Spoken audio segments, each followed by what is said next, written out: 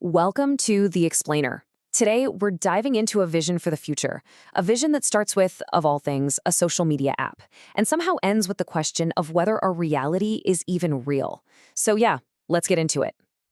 So this quote right here, it's pretty much the key to unlocking Elon Musk's entire grand vision. The idea is that the biggest breakthroughs, the most important discoveries, they're hidden in the questions we don't even know how to ask yet. And you're going to see how this single idea connects everything. I mean, everything, from a social media platform all the way to the very fabric of our universe. Okay, so where does this whole journey begin? Well, it starts with something we all know pretty well, the social media platform X. But here's the thing. For Musk, this isn't just an app, not even close. It's the groundwork, the foundation for a way bigger, almost philosophical mission. You see, when he bought Twitter, it wasn't just some business deal in his mind. The goal, as he puts it, was to build a global town square, a central place for people all over the world to talk, to have a real dialogue, a place that's open to pretty much all forms of expression. But it goes so much deeper than just posts and videos. He sees X as the first, crucial step towards something huge.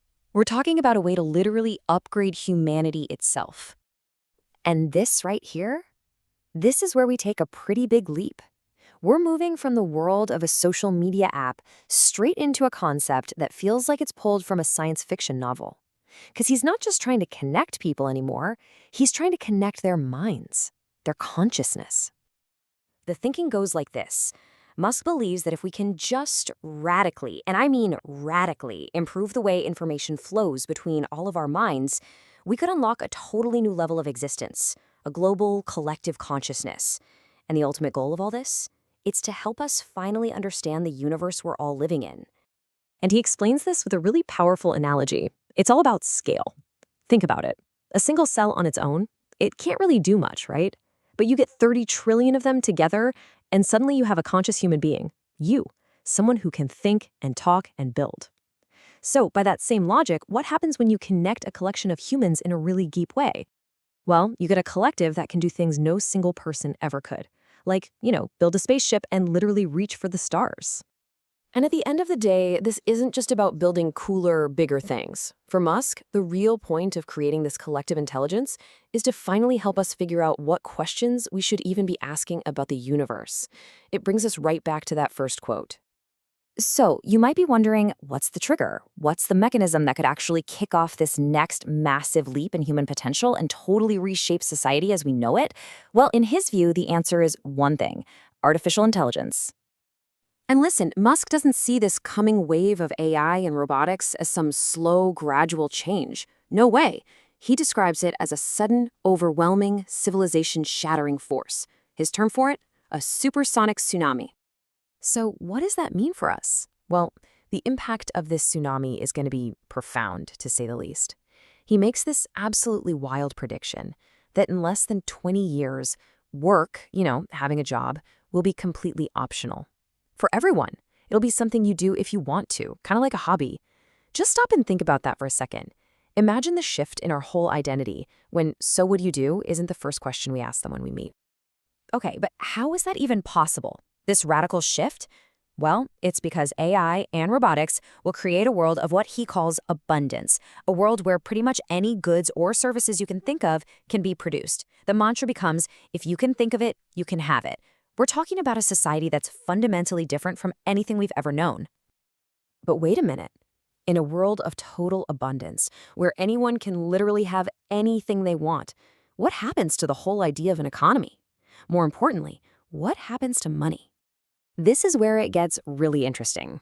Musk argues that money, as we know it, is really just an information system. It's a database for allocating human labor. That's its job. But what happens when robots and AI can do all the labor? Well, he says money becomes totally irrelevant. The real currency, the true physics-based currency, becomes energy itself, the raw ability to do useful work. That's what will matter. So, to put it simply, in this future of total automation and total abundance, the whole reason money even exists, to manage what people do, it just evaporates. And when the reason for it is gone, the concept of money itself might just disappear with it. Okay, so this whole chain of thought, From AI creating abundance to a world without money, it all leads Musk to his most profound, most out there question. A question that challenges the very nature of our existence. And that question is, are we living in a simulation?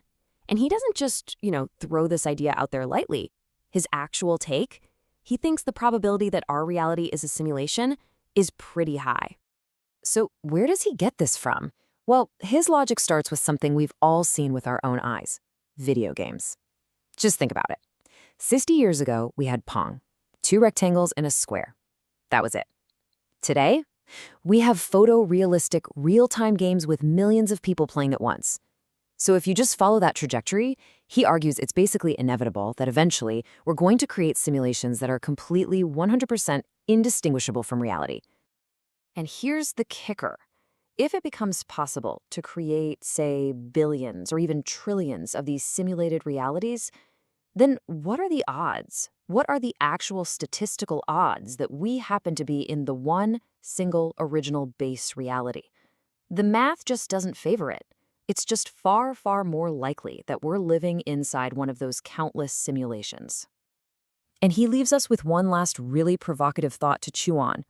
He theorizes that just like the computer simulations we run, maybe only the interesting ones are allowed to keep going, which implies that our universe might be following some kind of narrative logic, that the most interesting outcome is also the most likely one. Which really makes you wonder, what kind of story are we all a part of?